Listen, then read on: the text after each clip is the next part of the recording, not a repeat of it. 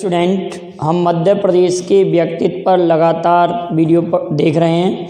उसी श्रृंखला में आज मैं आपके लिए अन्य व्यक्तित्व लेकर आया हूं, जिसमें हैं श्री नारायण श्रीधर बेंद्रे, देवयानी कृष्ण, डीजी जोशी, बाबा डीके और शरद शर्मा, हबीब तनवीर। तो इनमें सबसे ज़्यादा इम्पोर्टेंट है हबीब तनवीर के बारे में कई बार आया है। हबीब तनवीर का संबंध किस क्षेत्र से है, और ये क्वेश्चन ये आया था बाबा डीके का संबंध किससे है। अब आप लोग एक जानते हैं, एक चित्रकार होते हैं और एक रंगकर्मी होते हैं। तो पहले तो आप यही अंतर जानें कि चित्रकार क्या होता है। चित्रकार वो होता है जो चित्र बनाता है, जैसे कि ये क्वेश्चन फेमस था, जब आप मुगल पढ़ेंगे तो आपसे ये पूछा जाता है कि किसके शासनकाल को चित्रकला का स्वर्णयुग कहते हैं। किसके शासनकाल को चित्रकला का स्वर्णयुग कहते हैं। चित्रकला का स्वर्णयुग जब हम मुगल पढ़ेंगे तो ये क्वेश्चन आएगा कि किसके शासनकाल को चित्रकला का स्वर्णयुग कहते हैं। तो आप ये कहेंगे जहांगीर के शासनकाल को चित्रकला का स्वर्णयुग कहते हैं। इसको याद रखेंगे। इसमें एक क्वेश्चन और आता है कि उस्ताद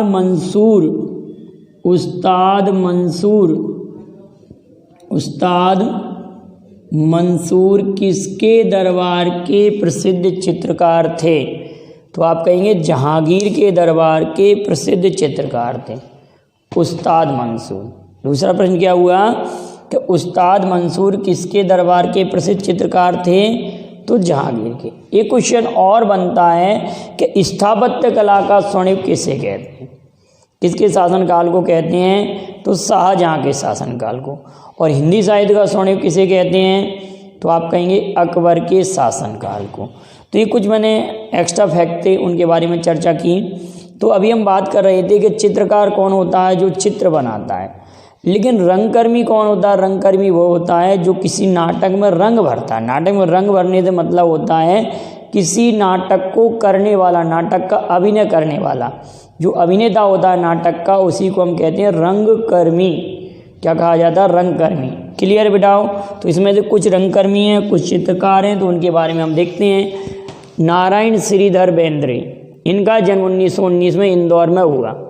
इनका संबंध इंदौर से, ये ध्यान रखना। नारायण श्रीधर बेंद्रे ये प्रसिद्ध चित्रकार हैं। खासी शैली, जो कि इंदौर की एक शैली थी, खासी शैली के ये प्रचुर प्रभाव देखा जाता है इनकी चित्रकारी में। और कश्मीर सरकार के विजिटर्स ब्यूरो के पत्रकार के रूप में इन्होंने कार्य किया। सबसे इम्पोर्टेंट पॉइंट ये बन सकता है कि मध्य प्रदेश के वह कौन से चित्रकार थे जिन्होंने कश्मीर के पत्रकार के रूप में, विजिटर्स के रूप में कार्य किया था। इनका नाम क्या है, नारायण श्रीधर बेंद्रे। क्लियर बेटाओ। 1969 में पद्मश्री, 1992 में पद्म विभूषण और कालिदास सम्मान 1986-87 में। ये कोई आप याद नहीं करिए, सबसे इम्पोर्टेंट पॉइंट ये था। अगला देवयानी कृष्ण, इंदौर के चित्रकार हैं। 1946 में 1946 में इनकी एक चित्र प्रदर्शनी प्रदर्शित हुई थी। प्रथम पुरस्कार इनको मिला था उस चित्र प्रदर्शनी में। क्लियर बिठाओ। अंतर्राष्ट्रीय चित्र प्रदर्शनी में। अगला पॉइंट है डीजी जोशी, देव कृष्ण जयशंकर जोशी। इनका पूरा नाम है देव कृष्ण जयशंकर जोशी। इनका जन्म 1910 में खरगोन में हुआ था। खरगोन के निकट महेश्वर में हुआ था। और वर्ष 2000 में इनकी मृत्यु हो गई। ये प्रसिद्ध चित्रकार थे। क्लियर है। बाबा डीके देखते हैं। इनका जन्म 1919 में हुआ था। बाबा डीके का जन्म कब हुआ था, 1919 में। बाबा डीके, और कहाँ हुआ था, नीमच में। ये पूछा जा सकता है कहाँ से संबंध है। ये प्रसिद्ध रंगकर्मी, आप समझ गए, रंगकर्मी। इनकी प्रारंभिक रचना अकाल तांडव। बाबा डीके की प्रारंभिक रचना अकाल तांडव थी। इनका पूरा नाम गंगाधर महादेव डीके था। गंगाधर महादेव डीके, गंगाधर महादेव डीके था। क्या नाम था? गंगाधर महादेव डीके। 1944 में नाट्य भारती की स्थापना की थी। किसकी? नाट्य भारती की स्थापना की थी। क्लियर है? अगला पॉइंट आता है शरद शर्मा। शरद शर्मा, तो इनके बारे में कहेंगे ये प्रसिद्ध रंगकर्मी है, ये भी रंगकर्मी है और ये भी रंगकर्मी है, प्रसिद्ध रंगकर्मी है। इनका जन्म 1956 में विदिशा में हुआ था। 1956 में विदिशा में हुआ था। इनके प्रमुख निर्देशित नाटकों में देशद्रोही, क्या नाम है बेटाओ? देशद्रोही, 1.5 इंच ऊपर, अप्रासंगिक, thank you me, court martial, Kanhaiya समझ गया, ये इनके प्रसिद्ध नाटक थे। तो शरद शर्मा कौन थे? रंगकर्मी, प्रसिद्ध रंगकर्मी। इतने नाटकों में इन्होंने कार्य किया था। अगला पॉइंट है हबीब तनवीर। हबीब तनवीर, इनका जन्म 1 सितंबर 1923 में छत्तीसगढ़ के रायपुर में हुआ था।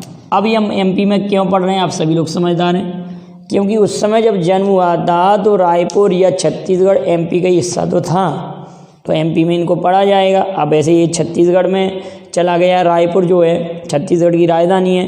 तो 1923 में रायपुर में हुआ था।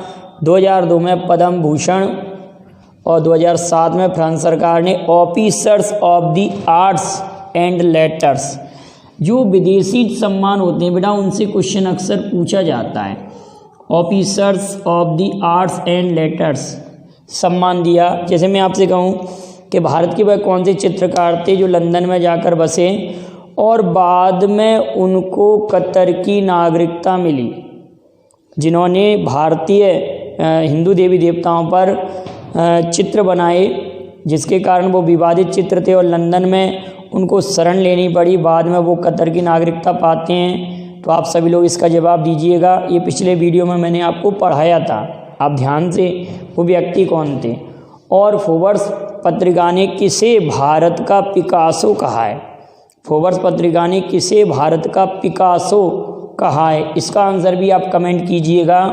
तो अगला पॉइंट हमारे पास आता है कि 2007 में फ्रांस सरकार ने officers of the arts and letters में लेटर्स सम्मान इनको दिया। 1954 में दिल्ली में इन्होंने हिंदुस्तानी थिएटर की स्थापना की थी। किसकी स्थापना की थी बेटा? हिंदुस्तानी थिएटर की स्थापना की थी, जिसको नया थिएटर नाम दिया गया है। अब यहाँ पर कुछ और इम्पोर्टेंट फैक्ट थे, कुछ स्टूडेंटों ने पूछे थे और कुछ मुझे उचित लगे, तो वो फैक्ट मैं आप लोगों को समझा रहा हूँ।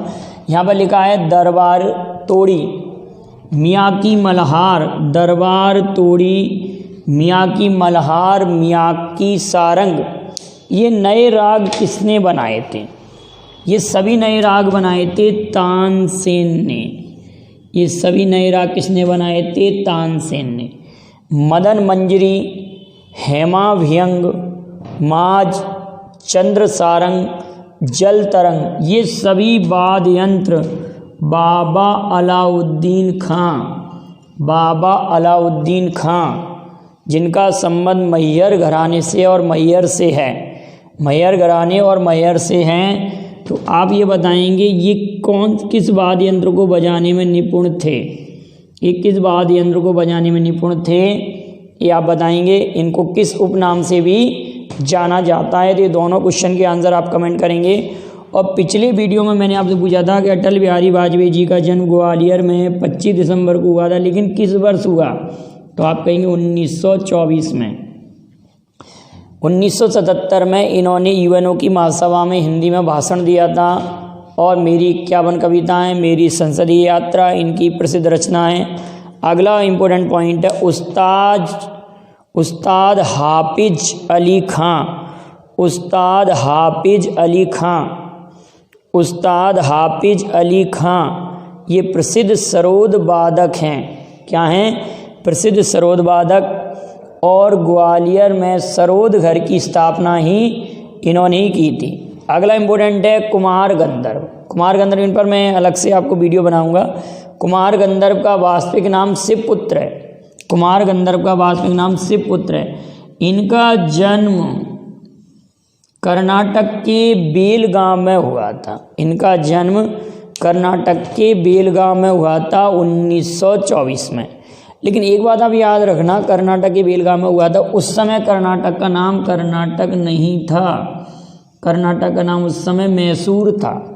1973 में कर्नाटक का नाम मैसूर का नाम कर्नाटक किया गया था, आपको ये मालूम होगा।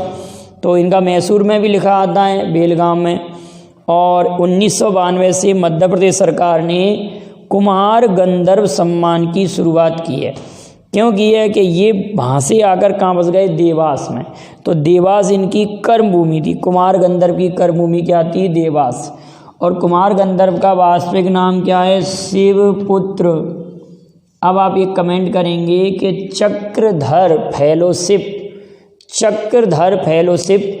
किस क्षेत्र में दी जाती है, कौन सी कला के लिए चक्रधर फेलोशिप दी जाती है। और आप एक बार इनको अच्छे से नोट्स बना लेंगे, कोई भी प्रॉब्लम आए आप उसको शेयर कीजिएगा।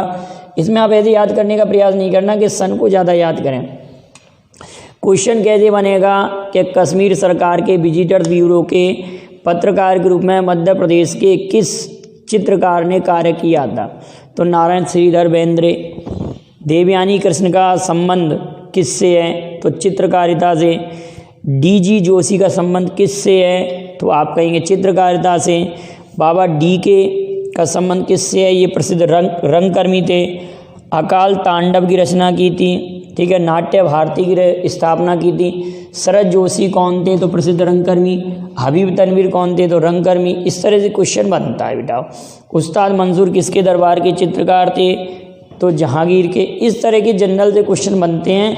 आप हर एक सन को याद करने का प्रयास नहीं कीजिए, ना कभी ये पूछा जाता है कि इनका जन्म किस वर्ष हुआ, भी तो जनरली लिख दिया गया है। कुमार गंधर्व सम्मान मध्य प्रदेश सरकार ने कब प्रारंभ किया, तो 1992। ऐसे क्वेश्चन आप लोगों के लिए बनते हैं।